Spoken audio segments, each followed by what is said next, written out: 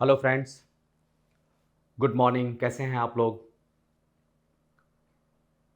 आज आइए हम लोग चर्चा करते हैं कि अभी जो 27 तारीख को सुप्रीम कोर्ट ने एसआईआर को लेकर के डिसीजन दिया है और सुप्रीम कोर्ट ने चुनाव आयोग को या चुनाव आयोग के द्वारा जो एसआईआर किया गया उसको एक लेजिटिमेसी प्रदान की है। ऐसी स्थिति में ये प्रश्नों का समाधान कि क्या चुनाव आयोग नागरिकता की जांच कर सकता है? क्या मतदाता सूची से नाम हटने का मतलब नागरिकता का खो जाना है? आखिर सुप्रीम कोर्ट ने एसआईआर मतलब स्पेशल इंटेंसिव रिवीजन को किस तरीके का दर्जा प्रदान किया है? आज हम इस मुद्दे पर विचार करेंगे। क्या विवाद था? इसकी संवैधानिक स्थिति क्या थी? चुनाव आयोग का पक्ष क्या था? नागरिकता कानून का इससे क्या संबंध था? लोकतांत्रिक दृष्टिकोण से ये किस तरीके से महत्वपूर्ण है? इन सब पर हम लोग चर्चा करेंगे। तो आइए सबसे पहले हम लोग एसआईआर मतलब विशेष गहन पुनरीक्षण, इसको फॉर्मेट कर लेते हैं। विशेष गहन पुनरीक्षण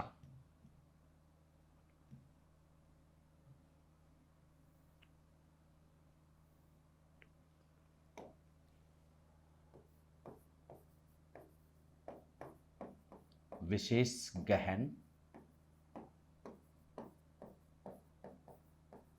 पुनरीक्षण, इसी को एसआईआर स्पेशल इंटेंसिव रिवीजन ये कहा जाता है।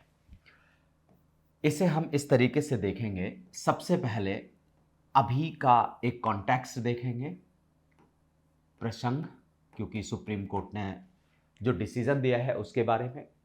फिर हम थोड़ा सा एसआईआर को समझेंगे कि ये एसआईआर क्या है, इसके बारे में चर्चा की जाए। इसके बाद हम देखेंगे कि एसआईआर का संवैधानिक और वैधानिक आधार क्या है, कॉन्स्टिट्यूशनल एंड लीगल प्रोविजन। संवैधानिक और वैधानिक आधार।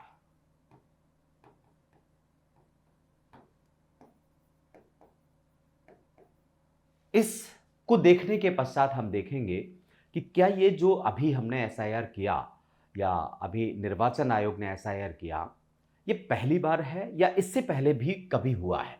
अर्थात एसआईआर की ऐतिहासिकता के बारे में जानेंगे, इसका हिस्टोरिक बैकग्राउंड क्या रहा है, और फिर हम देखेंगे सुप्रीम कोर्ट ने इस पर क्या निर्णय दिया है, सुप्रीम कोर्ट का निर्णय क्या है, और उस निर्णय से लोगों का तर्क क्या आ रहा है। कमीशन के दृष्टिकोण से, हम यूपीएससी के दृष्टिकोण से निर्णय के पक्ष में तर्क देखेंगे, निर्णय के पक्ष में तर्क,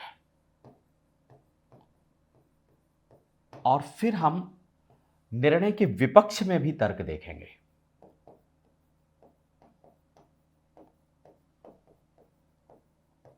विपक्ष में तर्क, और फिर हम कुछ सुझाव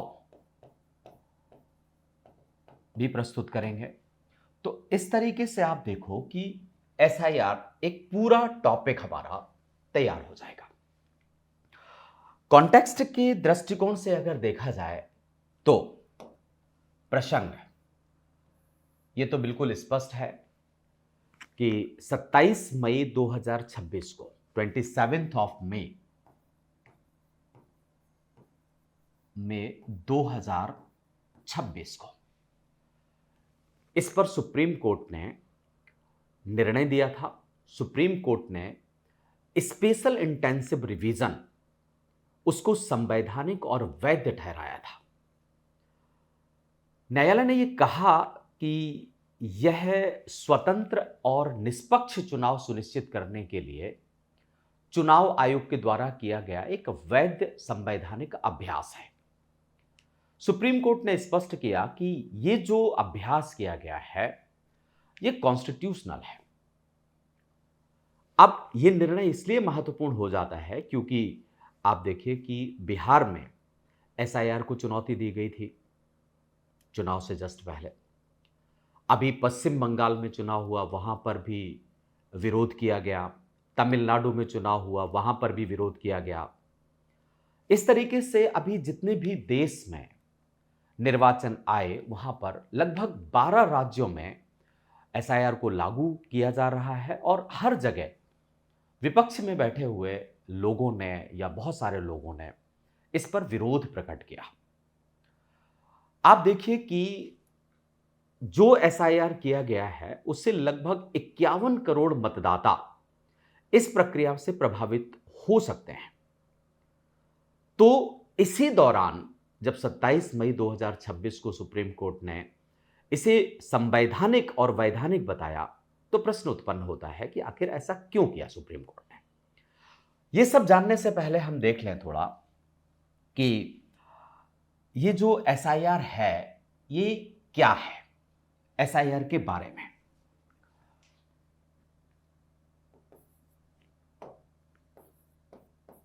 एसआईआर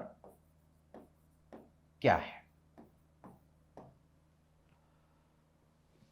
सामान्य भाषा में अगर कहा जाए तो एसआईआर मतदाता सूची मतलब इलेक्टोरल रोल का एक विशेष और व्यापक पुनरीक्षण है, रिवीजन है।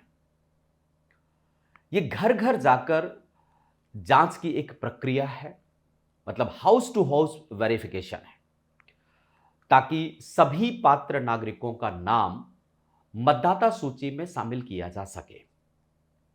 तो एक साधारण भाषा में अगर हम इसे परिभाषित करें तो मतदाता सूची का एक विशेष और व्यापक पुनरीक्षण है।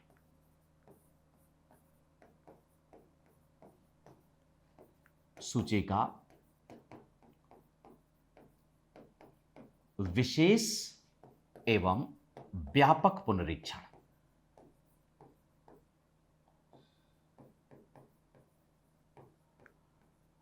ये इसकी एक साधारण सी डेफिनेशन हो गई।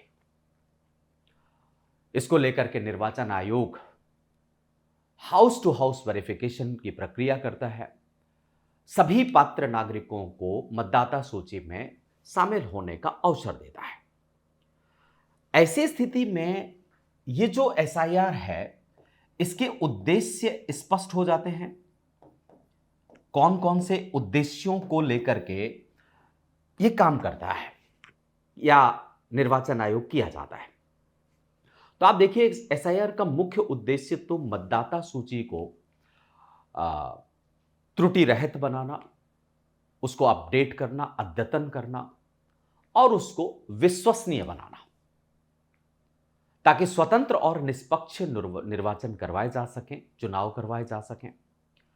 इस प्रक्रिया के तहत बहुत सारे काम शामिल होते हैं। तो अगर एक शब्द में यह कहा जाए कि एसआईआर का उद्देश्य क्या है तो मतदाता सूची,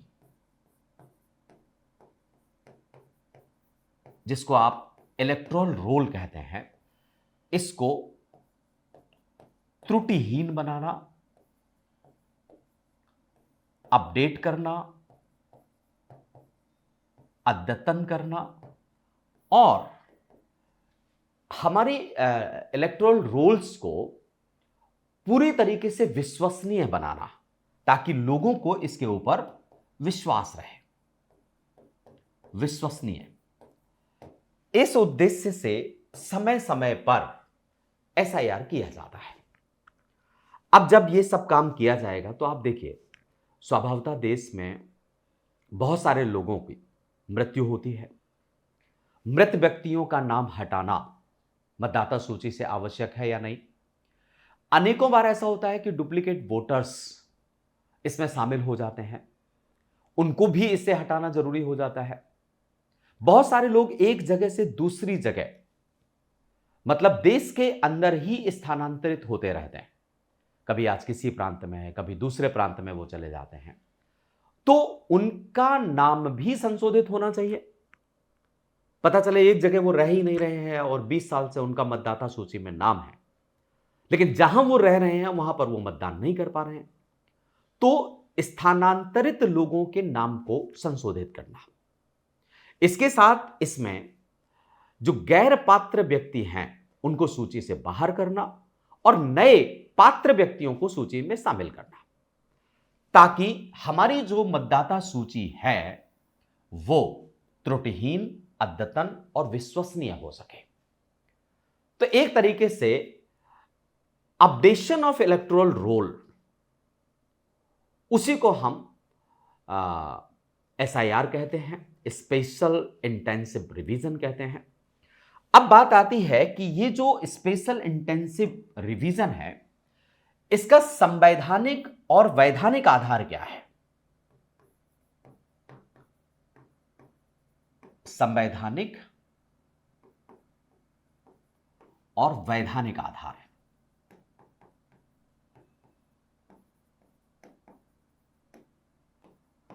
बहुत सारे कॉन्स्टिट्यूशनल और लीगल प्रोविजन हैं जो SIR के बारे में प्रत्यक्ष या अप्रत्यक्ष तौर पर बताते हैं। एग्जाम्पल के तौर पर आप देखिए कि आर्टिकल 324 संविधान का अनुच्छेद 324 ये चुनाव आयोग को चुनावों का अधीक्षण, निर्देशन और नियंत्रण करने की शक्ति देता है। इस अनुच्छेद 324 के आधार पर अभी रिसेंटली सुप्रीम कोर्ट ने कहा है कि इसी शक्ति के अंतर्गत चुनाव आयोग मतदाता सूची की शुद्धता सुनिश्चित करने के लिए समय समय पर SIR कर सकता है। अर्थात 324 जो निर्वाचन आयोग को एक ताकत देता है, निर्वाचन आयोग को, कि वो जितने भी निर्वाचन हों उन सभी निर्वाचनों का अधीक्षण करे, उन निर्वाचनों का निर्देशन करे और निर्वाचनों को नियंत्रित करे। यह ताकत अधीक्षण, निर्देशन और नियंत्रण की अनुच्छेद 324 ने निर्वाचन आयोग को दी है। इसी शक्ति को देखते हुए अभी सुप्रीम कोर्ट ने यह स्पष्ट किया है कि इस शक्ति के आधार पर निर्वाचन आयोग को SIR करने का अधिकार है। अधिकार है। इसका मतलब है कि SIR under the article 324 it's constitutional provision.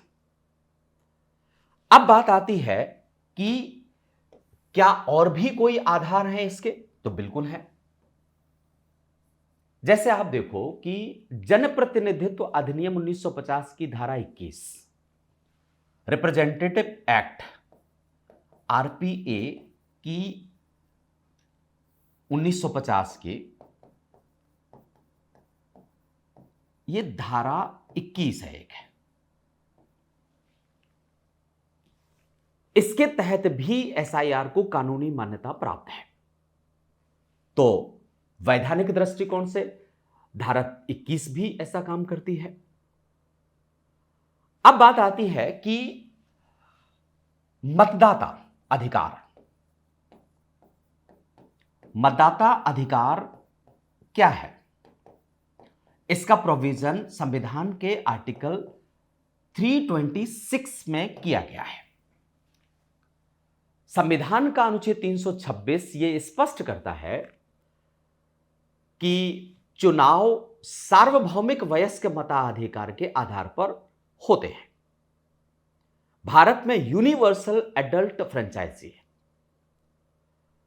तो अब सार्वभौमिक वयस्क मताधिकार है, एक नागरिकता है हमारे देश की। यह अनुच्छेद लोगों को एक स्थान से दूसरे स्थान में जाने के बावजूद भी उसे मतदान करने के अधिकार से वंचित नहीं करता। इसका मतलब हुआ कि अनुच्छेद 326, अगर व्यक्ति एक स्थान से दूसरे स्थान पर चला जाता है तो भी वो मतदान का अधिकार रखता है। लेकिन प्रश्न यह उत्पन्न होता है कि अगर वो दूर दराज, भारत बहुत बड़ा देश है, उत्तर भारत से दक्षिण भारत में, दक्षिण भारत से उत्तर भारत में, एक प्रांत से दूसरे प्रांत में वो स्थानांतरित हो गया, तो वो वहां पर जहां वो अब तात्कालिक तौर पर रह रहा है वहां वो अपने आप को मतदाता सूची में रजिस्टर्ड करवा लेता है। ऐसी स्थिति में कई बार ऐसा होता है कि मतदाता सूची में उस व्यक्ति के रजिस्ट्रेशन का दोहराव हो जाता है। उस दोहराव को दूर करना भी आवश्यक है। तो अनुच्छेद 326 अगर एक मतदाता को एक स्थान से दूसरे स्थान तक जाने का इजाजत देता है, स्थानांतरित होने का इजाजत देता है, तो मतदाता सूची का अपडेशन अनिवार्य हो जाता है या नहीं? तो यह मांग करता है 326। इसी तरीके से आप देखो कि जनप्रतिनिधित्व अधिनियम 1950 की जनप्रतिनिधित्व अधिनियम 1950 की धारा 19। अब यह धारा क्या कहती है? यह कहती है कि निर्वाचक नामावली में पंजीकृत होने के लिए 18 वर्ष की आयु का होना अनिवार्य है। कोई भी भारतीय नागरिक जिसकी आयु 18 वर्ष है वो मतदाता सूची में अपने आप को रजिस्टर्ड करवा सकता है। अब ये मतदाता सूची क्या है? मतदाता सूची मतलब निर्वाचक नामावली। ये किसी भी निर्वाचन क्षेत्र में निवास करने को या निवास करने वाले मतदाता के रूप में पंजीकृत व्यक्तियों की एक सूची होती है। अब यहां ध्यान देखिए कि जनप्रतिनिधित्व अधिनियम में अगर कोई व्यक्ति मतदाता सूची में अपने आप को रजिस्टर्ड करवाना चाहता है तो वो उसे क्षेत्र का, जिस क्षेत्र में है वहीं पर वो रजिस्टर्ड करवा सकता है जहां का वो अधिवासी है।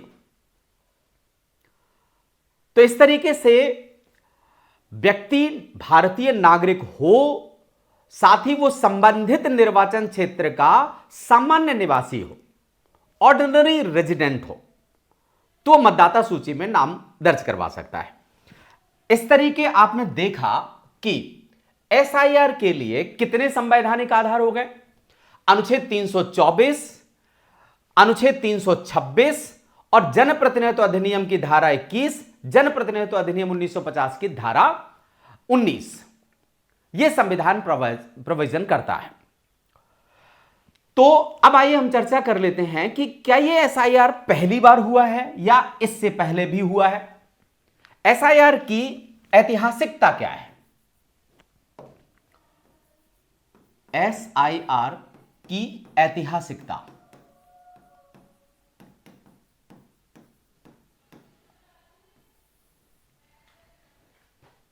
देखिए कि जो स्पेशल इंटेंसिव रिवीजन है ये कोई नई प्रक्रिया नहीं है, बल्कि 1951 से लेकर के और 2004 के बीच इस प्रक्रिया का 8 बार प्रयोग किया गया है। मतलब यह पहली बार नहीं है।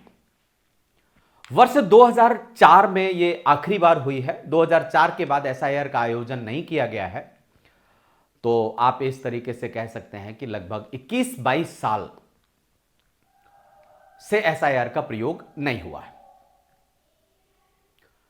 इस लंबे अंतराल को देखते हुए चुनाव आयोग ने यह सोचा कि एसआईआर आयोजित करना आवश्यक हो गया है। और यह जो फैक्ट है यह इस बात को स्पष्ट करता है कि एसआईआर चुनाव आयोग की पूर्व स्थापित प्रक्रिया है, कोई नई व्यवस्था नहीं है। और इस तथ्य को सुप्रीम कोर्ट के सामने भी चुनाव आयोग ने रखा। चुनाव आयोग ने स्पष्ट तर्क दिया कि एसआईआर पहले भी कई बार करवाया जा चुका है, इसलिए इसे असाधारण या अभूतपूर्व कदम नहीं माना जाना चाहिए। लेकिन फिर भी एसआईआर को लेकर के विवाद तो उत्पन्न हुए ही। अब आइए चर्चा करते हैं कि आखिर ये एसआईआर पर विवाद रहा क्या है। एसआईआर पर उत्पन्न विवाद क्या है।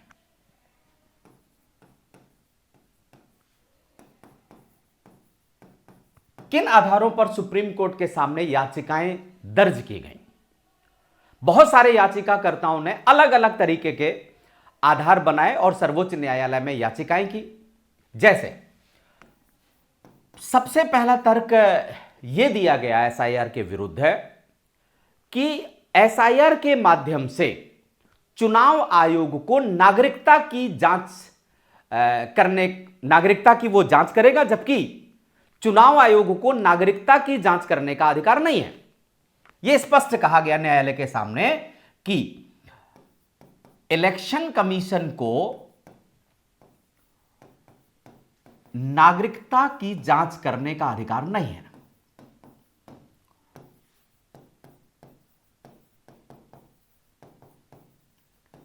अधिकार नहीं है, यह तर्क रखा गया।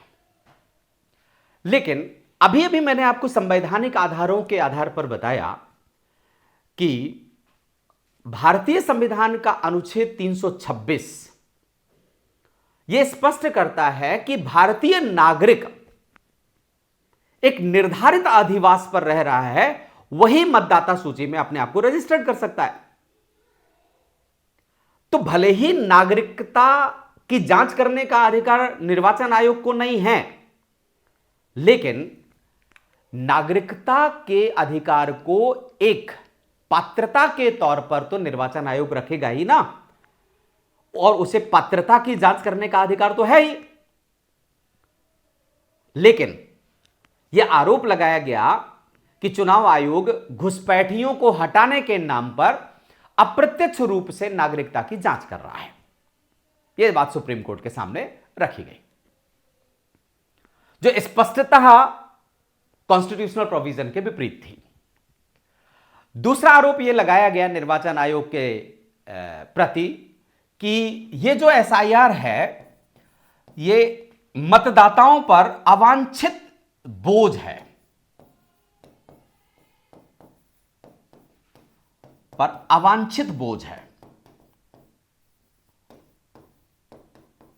बहुत सारे लोगों ने यह तर्क भी दिया और कहा कि नागरिकता साबित करने का भार मतदाताओं के ऊपर डाल दिया गया है, जो अवांछित है। कई लोगों ने यह भी आरोप लगाया कि यह जो प्रक्रिया अपनाई गई है निर्वाचन आयोग के द्वारा, यह प्रक्रिया बहुत मनमानी है, आर्बिट्री है। ऐसे तमाम आरोपों के आधार पर निर्वाचन आयोग को लेकर के सुप्रीम कोर्ट में तर्क रखे गए। अपने लोगों ने कहा कि आयोग अपने अधिकार क्षेत्र से बाहर जाकर के काम कर रहा है, उसे ऐसा नहीं करना चाहिए। इन सभी तर्कों को सुनने के पश्चात सर्वोच्च न्यायालय ने अपना निर्णय 27 तारीख को दे दिया। अब सुप्रीम कोर्ट का क्या निर्णय रहा है, इस पर हम लोग चर्चा करते हैं। सुप्रीम कोर्ट का निर्णय, यह निर्णय 27 मई 2026 को सुप्रीम कोर्ट ने सुना दिया। और इस निर्णय के तहत सुप्रीम कोर्ट ने कई बातें स्पष्ट कर दी। सबसे पहला निर्णय तो सुप्रीम कोर्ट ने यह दिया कि एसआईआर वैध है, संवैधानिक है। यह अंडर द कॉन्स्टिट्यूशन है।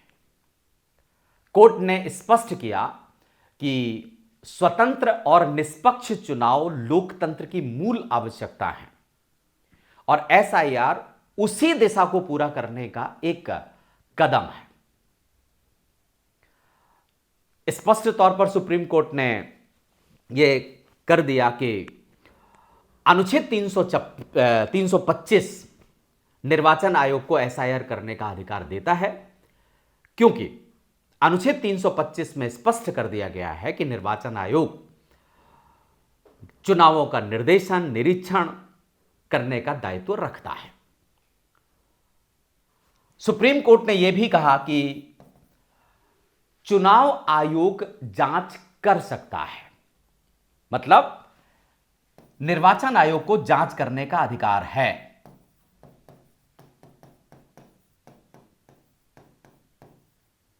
जांच का अधिकार है। मतदाता सूची में नाम शामिल करने से पहले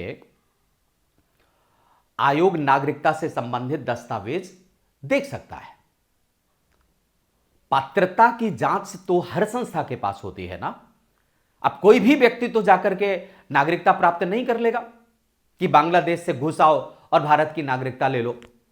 अरे भारत की नागरिकता प्राप्त करने के लिए एक पात्रता है, और भारतीय संविधान का आर्टिकल 326 इस पात्रता के बारे में स्पष्ट करता है, और इसी 326 के आधार पर नागरिकता अधिकार अधिनियम भी इस बात को स्पष्ट करता है।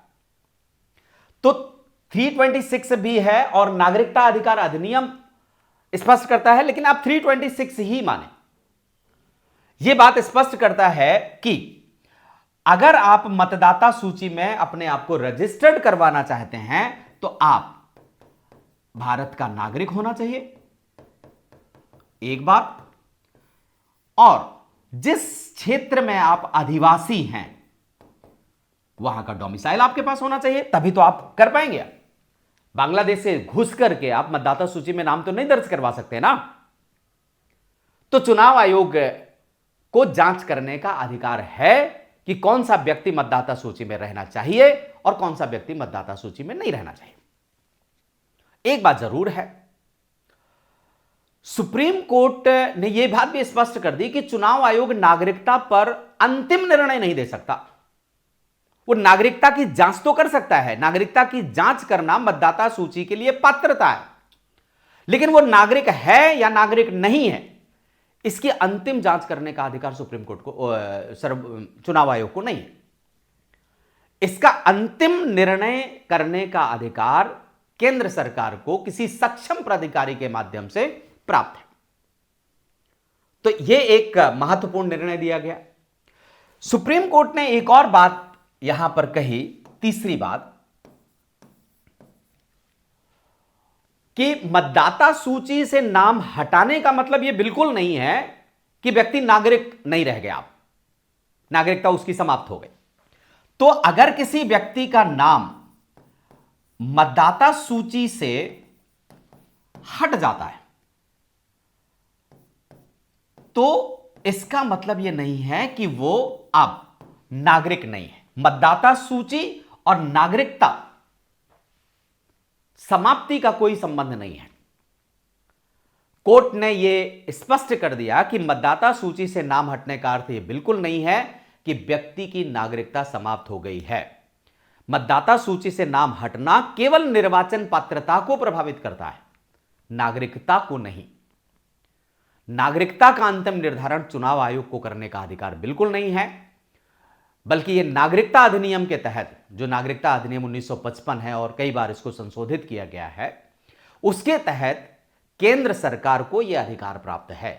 केंद्र सरकार का यह अनन्य अधिकार है नागरिकता को समाप्त करने, पर्यवसान करने, डेप्रिवेट करने का अधिकार है। तो यह सुप्रीम कोर्ट ने अपने कुछ महत्वपूर्ण डिसीजन दिए।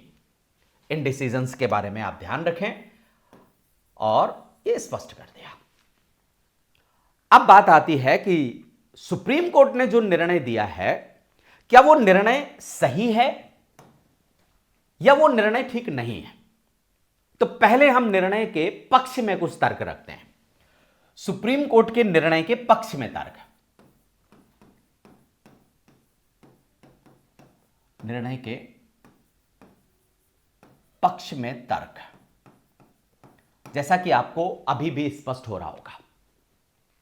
सुप्रीम कोर्ट ने जो निर्णय दिया है उससे पहला फायदा तो यह है कि इससे चुनावी शुचिता बढ़ेगी। चुनावी शुचिता मतलब इलेक्टोरल इंटीग्रिटी का विकास होगा। लोकतंत्र की वैधता निष्पक्ष चुनाव पर निर्भर करती है, और यदि मतदाता सूची त्रुटिपूर्ण हो तो फर्जी मतदान बढ़ जाता है, डुप्लीकेट वोटिंग्स होने लगती है, चुनावी धोखाधड़ी की संभावनाएं बढ़ जाती हैं। ऐसी स्थिति में इंटीग्रिटी का होना बहुत जरूरी है, और एसआईआर इस इलेक्टोरल इंटीग्रिटी को बढ़ाएगा।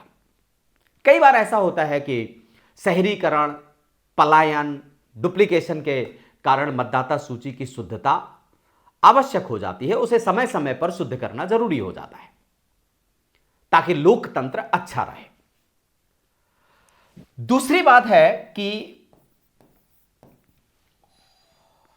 अनुच्छेद 324 की शक्ति का भी यहां पर सुप्रीम कोर्ट ने स्पष्ट कर दिया कि आर्टिकल 324 यह निर्वाचन आयोग को कैसे सशक्त करता है। आयोग की शक्ति क्या है, इसको स्पष्ट कर दिया गया। चुनाव आयोग को स्वतंत्र संवैधानिक संस्था बनाया गया है भारतीय संविधान के द्वारा। ऐसी स्थिति में उसे पर्याप्त शक्तियां देना आवश्यक है, और 325 के माध्यम से यह शक्तियां प्रदान भी की गई हैं। तो सुप्रीम कोर्ट ने निर्वाचन आयोग की संवैधानिक संस्था के रूप में सम्मान किया। तीसरा, इस निर्णय से यह स्पष्ट हो रहा है कि सुप्रीम कोर्ट ने मतदाता सूची की विश्वसनीयता पर फोकस किया है। मतदाता सूची की विश्वसनीयता पर।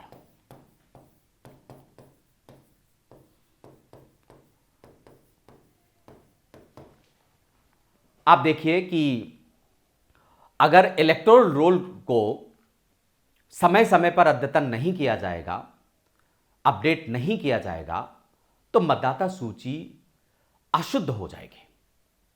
उस पर तमाम तरीके के घुसपैठिए अपना नाम दर्ज करवा लेंगे, जो हमारी राजनीतिक संप्रभुता का उल्लंघन है।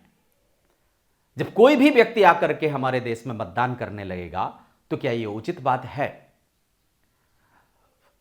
तो मतदाता सूची समय समय पर अपडेट होना जरूरी है। तो सुप्रीम कोर्ट के निर्णय से यह बात तो स्पष्ट हो जाती है कि लोकतंत्र को अच्छा होना चाहिए। लोकतंत्र में उन्हीं को मतदान करने का अधिकार होना चाहिए जो वास्तव में उसके अधिकारी हैं।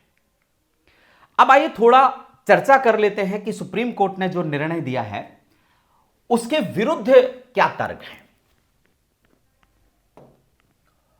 सुप्रीम कोर्ट के निर्णय के विरुद्ध तर्क है।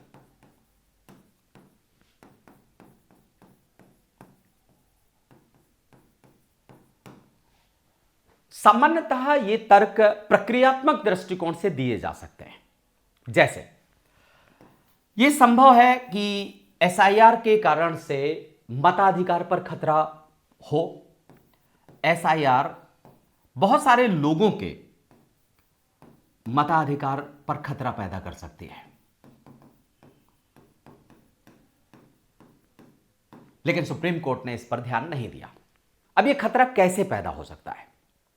कई बार होता है कि कोई व्यक्ति गरीब है, राष्ट्रीय स्तर पर उसका प्रवासन हुआ है, उसके पास दस्तावेज नहीं है, उसे नागरिक प्रक्रिया के बारे में पूरी जानकारी नहीं है, तो हो सकता है कि वो मताधिकार से वंचित रह जाए। इस संबंध में सुप्रीम कोर्ट ने कुछ नहीं बताया कि क्या करना चाहिए। दूसरी बात, हम यह भी देख सकते हैं कि कई प्रशासनिक त्रुटियां भी हैं। प्रशासनिक त्रुटियां, उन पर भी ध्यान देने की जरूरत है। भारत जैसे विशाल देश में गलत डेटा, तकनीकी त्रुटियां, दस्तावेजी समस्याएं, ये वैध नागरिकों को भी प्रभावित कर सकती हैं। जो वास्तव में नागरिक है देश का, जिसे मतदान करने का अधिकार है और होना चाहिए, उसके बारे में भी समस्याएं क्रिएट कर सकते हैं। तीसरी बात हम कह सकते हैं कि नागरिकता बनाम मतदाता पात्रता। नागरिकता बनाम मतदान पात्रता। अब ये एक बहस यहां से शुरू हो गई। यह संभव है कि चुनाव आयोग की जांच नागरिकता कानूनों के क्षेत्र में हस्तक्षेप कर सके। इसीलिए तो सुप्रीम कोर्ट ने अंतिम निर्णय केंद्र सरकार के पास रखा है और केंद्र सरकार किसी प्राधिकरण के माध्यम से यह निर्णय देगा। हालांकि संविधान में इसका उल्लेख है, नागरिक अधिकार अधिनियम में भी इसका उल्लेख है। तो यहां पर यह डिस्कशन चर्चा में रहेगा। एक और चुनौती हम देख सकते हैं और वो है प्रक्रियात्मक चुनौती, प्रोसीड्यूरल चैलेंज।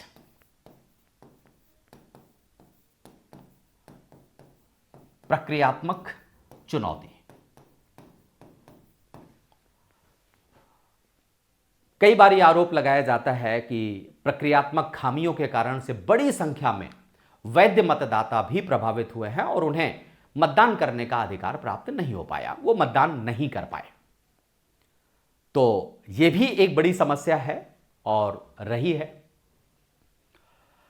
तो आइए हम लोग कुछ सजेशन भी दे देते हैं। अगर हमने चुनौतियां भी देख ली, कमियां भी देख ली, अच्छाइयां भी देख ली, तो कुछ सुझाव भी दे देना चाहिए। तो कुछ बिंदुओं पर सुझाव आपको अपने उत्तर में भी देना पड़ेगा।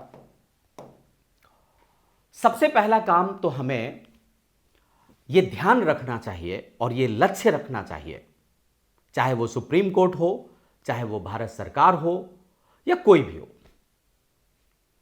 पात्र मतदाताओं का अधिकार सुरक्षित रहे। यह हमारा इंटेंशन होना चाहिए। पहला लक्ष्य यह होना चाहिए कि पात्र मतदाताओं का अधिकार सुरक्षित रहे।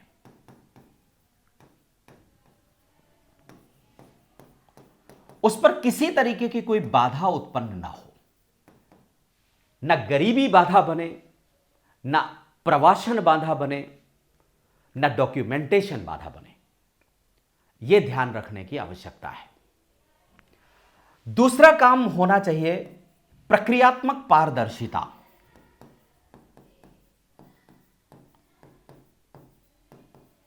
यह भी बहुत जरूरी है। जो भी काम किया जाए, नाम जोड़े जाएं, हटाए जाएं, उन सबको सार्वजनिक रूप से स्पष्ट किया जाए। मतदाताओं को ऑनलाइन और ऑफलाइन माध्यम से सूचनाएं उपलब्ध करवाई जानी चाहिए और अगर कुछ डाउट है उन्हें तो पर्याप्त अपील की व्यवस्था होनी चाहिए। अपील की व्यवस्था,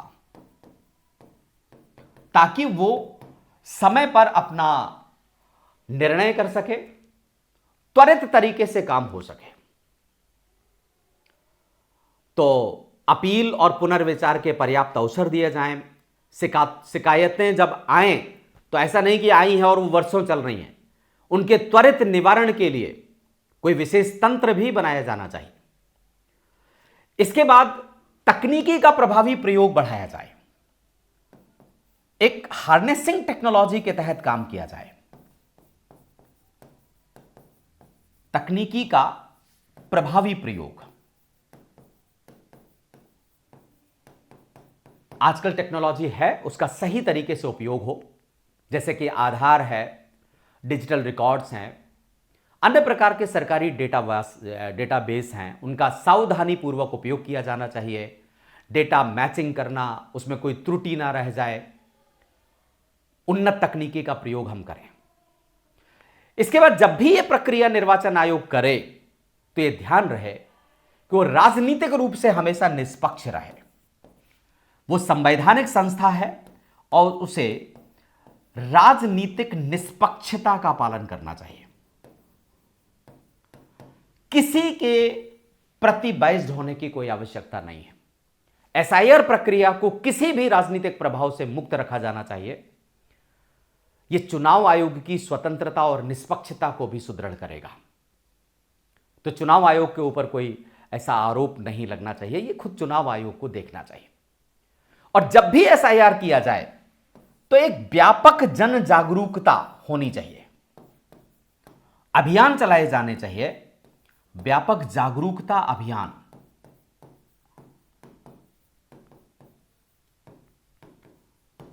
ताकि लोगों को पता चल जाए कि मुझे कौन कौन से डॉक्यूमेंट रखने की आवश्यकता है, वो अपने आवश्यक दस्तावेजों को इकट्ठा कर ले, समय समय पर उन्हें जानकारी दी जानी चाहिए। दूर दराज ग्रामीण क्षेत्रों में जो लोग रह रहे हैं उनके लिए विशेष जागरूकता कार्यक्रम चलाने की आवश्यकता है। तो इस तरीके से एसआईआर अच्छा है, लेकिन अपडेशंस होना चाहिए, नियति अच्छी होनी चाहिए, तभी लोकतंत्र और मताधिकार के बीच संतुलन स्थापित हो सकेगा। मतदाता सूची की शुद्धता आवश्यक है, लेकिन इसके साथ सार्वभौमिक वयस्क मताधिकार की भावना भी सुरक्षित रहनी चाहिए। लक्ष्य केवल एक अपात्र नाम को हटाना नहीं होना चाहिए, बल्कि प्रत्येक पात्र नागरिक को मतदान का अवसर देना भी होना चाहिए। तभी लोकतंत्र और मताधिकार के बीच संतुलन स्थापित हो सकेगा। हमेशा यह होना चाहिए कि डेमोक्रेसी एवं मताधिकार के बीच संतुलन हो।